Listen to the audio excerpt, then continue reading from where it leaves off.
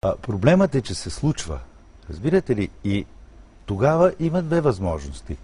Или Борисов не се справи и това се случва, или не иска да се справи и това се случва. Ето тук е проблема. Тази атмосфера, дори този разговор при това, който мисля, че беше на доста така далеч от изискванията ни ниво. Защо?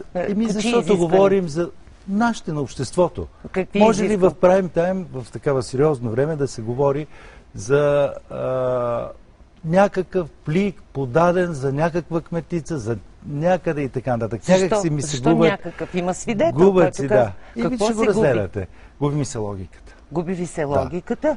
Да. В кое ви се губи логиката? В това, че ние допускаме... Плик, че във вашия офис ми подадоха плик, господин Софиянски. В моя? Да, във вашия предизборен офис ми подадоха плик запечатан с пари. Слава Богу, че аз го върнах. В моя? Да, точно така. Кога това? Ами в сряда. И кой го е дал? Ваши хора от вашия щаб. По каква линия?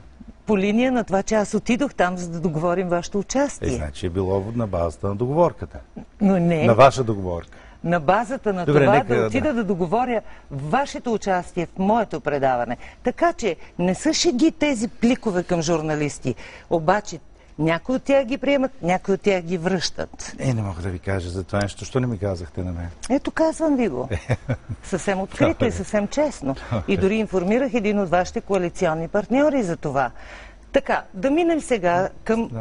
Наистина, господин Софиянски, не искам да ви нападам. Просто вие омаловажавате това какво означава да купиш журналист. Вие знаете ли какво означава? Дали съм бил от тази мисъл и никога и затова съм тук, защото знаете, че сме имали много пъти различия. Имали сме. Да. И въпреки това, аз идвам тук, запазили сме добър тон. Аз не омаловажавам, напротив, отдавам по-голяма тежест, отколкото на този начин разговор. Защото фактът, че се случва, е страшното. Това е. Кой го е предизвикал е второто. Фактът, че условията днес позволяват това да се случи, е лошото. Нека да минем на...